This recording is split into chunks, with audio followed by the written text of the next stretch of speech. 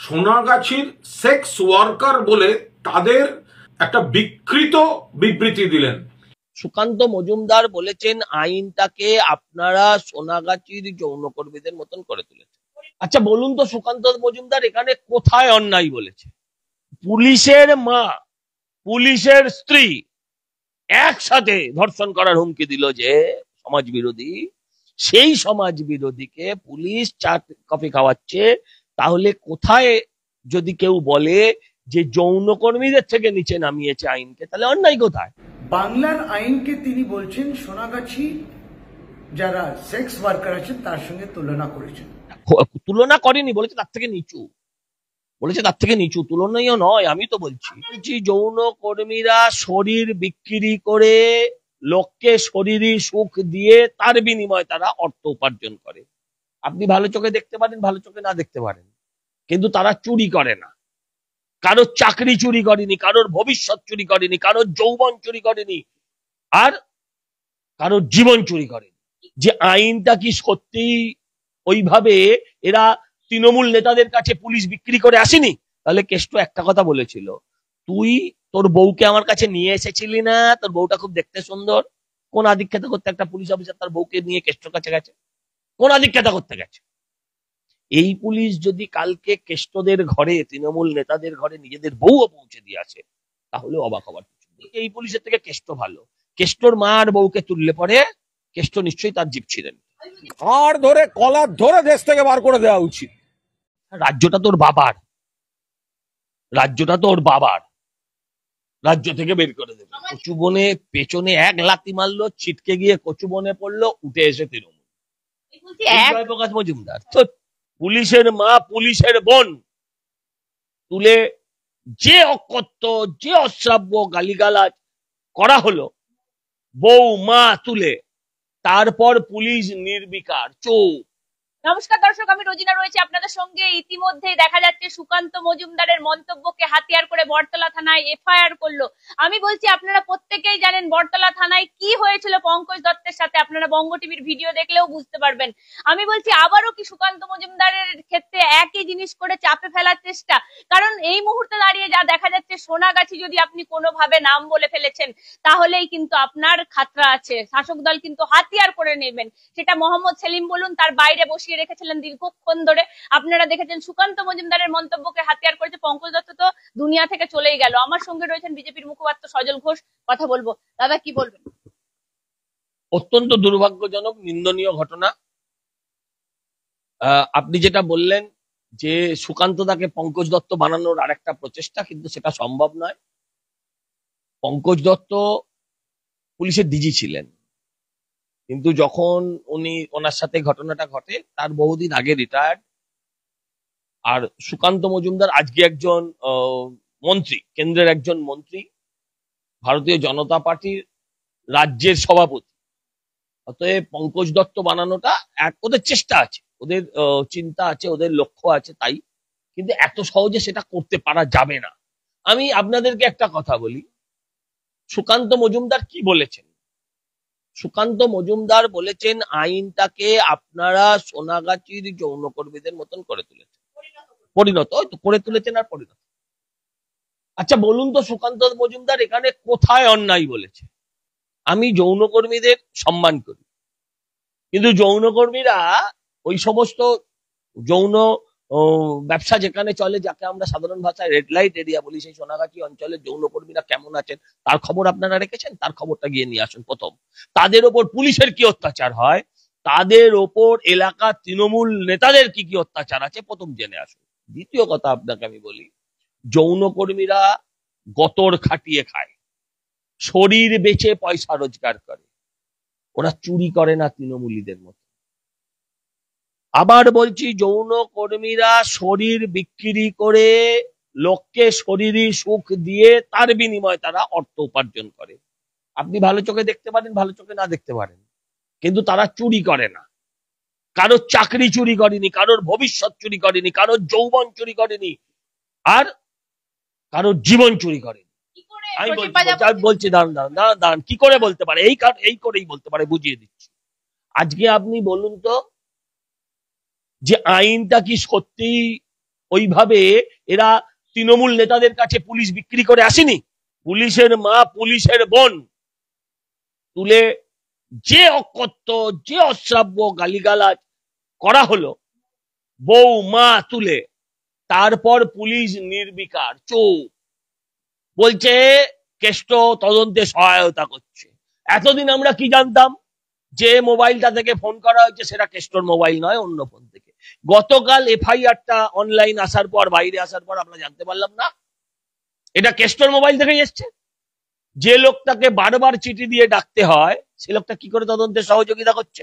যে লোকটার বলছে নিজের মুখে যে ফোনটা আমার নয়, আর পুলিশ সেটা মেনে নিচ্ছে, তাহলে আপনি বলুন পরে প্রমাণ হচ্ছে যে ফোনটা ওরই, তাহলে সে লোকটা কি করে তদন্তে সহযোগিতা করছে?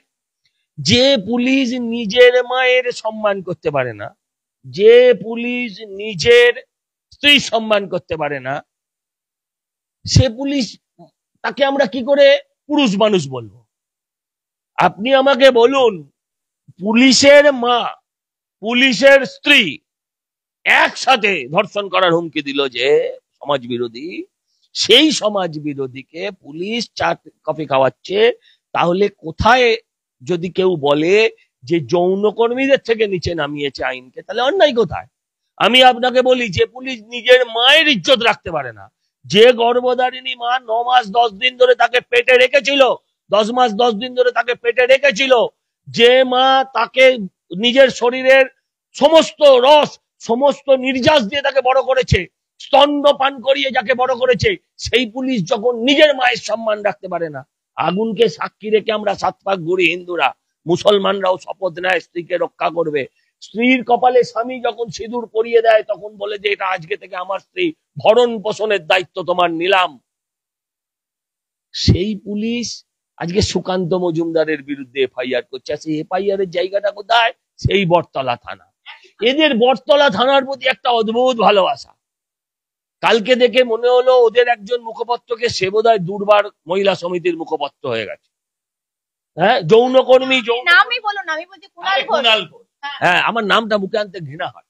এই প্রতিদিন মানে যাদের ওপর সকাল থেকে রাত অব্দি টর্চার হয়, আপনার ভিডিওতে আমরা দেখেছি পঙ্কজ দত্তকে যারা জুতোর মালা পরিয়েছিল তারা সাইডে গিয়ে আপনাকেই বলেছিল যে আমাদেরকে তৃণমূলের নেতারা এবং পুলিশের ওসি ডেকে পাঠিয়ে, বলছি আপনাদের ক্যামেরার সামনে বলেছিল। আরে সুকান্ত মজুমদারের ক্ষেত্রে সেটা হবে না, ও জেড প্লাস ক্যাটাগরি। যেদিন যদি থানায় ডেকে পাঠায় তাহলে কয়েক হাজার তৃণমূল কংগ্রেস, বিজেপির কর্মীরা ওখানে ঘিরে থাকবে, তৃণমূল কর্মীরা সেখানে সারতেও পারবে না। এগুলো মনে রাখা উচিত। আমি বলছি সজলদা, শশী পাজা বলছে কি করে এত যৌনকর্মীদের কষ্ট বোঝেন, যৌনকর্মীদের সাথে কি করে তুলনা করেছেন? না, তুলনা করেনি, বলেছে তার থেকে নিচু, বলেছে তার থেকে নিচু, তুলনাও নয়। আমি তো বলছি আপনারা কি করে মুখে আনতে পারেন যৌনকর্মীদের কথা? আপনারা কি করে সোনাগাছির কথা মুখে আনতে পারেন? শশী পাজা বলছে, হ্যাঁ, সোনাগাছির দালাল যদি ওরা হয়ে থাকে তাহলে সেইখানে যদি আমরা মুখে আনি তাহলে ওদের রাগ হতে পারে, সোনাগাছির মা বোনেদের কত কষ্ট সেটা বোঝে বিজেপি নেতারা। কুণাল ঘোষ, এক মিনিট, কাদের জন্য কষ্ট? ওখানকার কাউন্সিলর বিজেপির, ওখানকার এমএলএ বিজেপির, ওখানকার এমপি বিজেপির, দাঁড়ান, ওখানকার সরকার বিজেপির, সবই তো তৃণমূলের। তাহলে কষ্টের পেছনে যারা আছে তারা তৃণমূল, একথা তো পরিষ্কার, একথা ওখানকার সব কর্মী জানে। এরকম নাটক করলে হবে না। তৃণমূল কতটা নারী বিদ্বেষী গত কয়েকদিনের ঘটনায় সেটা কতটা নারী বিদ্বেষী সেটা জানে। তারা যৌনকর্মীদের কথা বলছে, প্লাস তারা নারীদেরকে জেহাদি বলে। আবার বিজেপি নেতারা কি উত্তর দেবে? এটা বলছেন শশী পাজা। শশী পাজা ভালো করে বাংলাটা বুঝতে পারেন না, এটা হতে পারে। শশী পাজার বাংলায় সমস্যা আছে, বাংলাটা বুঝতে পারেননি।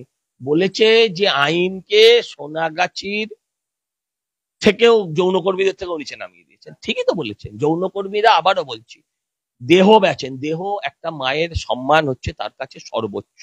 মায়েরা পেটের জ্বালায়, খিদের জ্বালায় সেই দেহকে বিক্রি করেন, সেই দেহকে বিক্রি করে তারা টাকা রোজগার করেন। কিন্তু এরা নিজেদের পোস্টিং, নিজেদের প্রমোশন, নিজেদের স্যালারি, নিজেদের মাইনে, যেটাও যোগ্যতা বলে রোজগার করেছিল, সেটা বজায় রাখার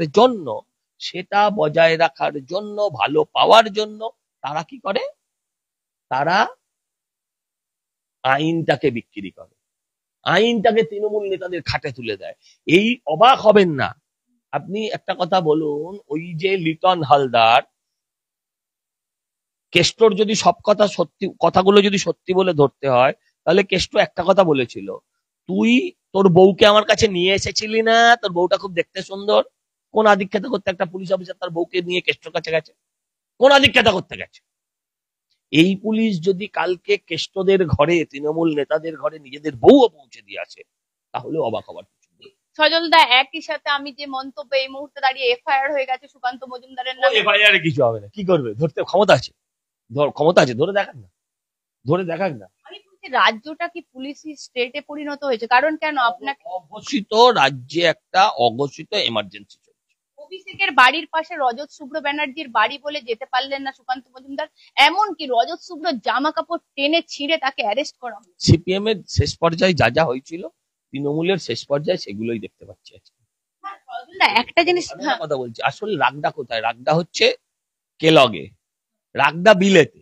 তো বিলেতে থানায় গিয়ে এফআইআর করে আসতে পারতিস। কুণাল ঘোষ বলছে ওকে রাজ্য দিয়ে বের করে দেওয়া উচিত। রাজ্যটা তোর বাবার, রাজ্যটা তোর বাবার, রাজ্য থেকে বের করে দেবে। সামাজিক বয়কট করা উচিত। আপনি করতে পারেন, সমাজ যদি ওনাকে বয়কট করে মেনে নেব। সমাজ কাকে বয়কট করে সেটা ভালো করে খোঁজ নিন। জয়প্রকাশ মজুমদার বলছেন জালি ডাক্তার, ভুয়ো ডাক্তার। কে কে কে? জয়প্রকাশ মজুমদার, ও, যার পশ্চাদে লাথি খেয়ে কচু বনে পড়ে গিয়ে তৃণমূল করে। আবার বলছি, হ্যাঁ, কচু বনে পেছনে এক লাথি মারলো, ছিটকে গিয়ে কচু বনে পড়লো, উঠে এসে তৃণমূল। বলছি এই এক জয়প্রকাশ মজুমদার তো একই দেয়ালে এক মিনিট, ওর বাড়ির লোক ওর নিজের হয়নি। ভালো করে খোঁজ নিয়ে দেখুন, ওর পরিবারের লোক ওর নিজের হয়নি। আমি বলছি একই দেয়ালে বাড়ি অভিষেক বন্দ্যোপাধ্যায়ের, আমরা গিয়েছিলাম একই দেয়ালে। আপনি যদি রজত শুভ্রর বাড়িতে যান, পুলিশ জিজ্ঞাসা করবে আপনাকে। এইভাবে চলছে। আরে ভাই, আমার প্রশ্ন হচ্ছে, আমরা কি খাইবার পাখতুনে আছি? আমি তো ভারতবর্ষের মধ্যেই আছি, আমি তো পাক অকুপাইড কাশ্মীরে ঘুরছি না। আমি তো আমার নিজের এলাকায় কলকাতার মধ্যে যদি একজন সাংসদ যেতে না পারেন কলকাতা, সেটা 144 ধারা নয়, নিষিদ্ধ পল্লীও নয়, বলছি। আর তাকে উস্কাক, তারপর তো বলবে উস্কানি দিয়েছে। আগে তো উস্কাক, আগে তো যা গেলে তো উস্কানি দেবে। যেতেই দিচ্ছে না, বাড়ি যেতে দিচ্ছে না। কোন জায়গায় পুলিশ আর কত নিচে নামবে? এর থেকে তো জমিদারের লেটেল ভালো ছিল, তারা অন্তত অশোক স্তম্ভ মাথায় নিয়ে এরম কাজ করতো না। এর থেকে জমিদারের লেটেল ভালো।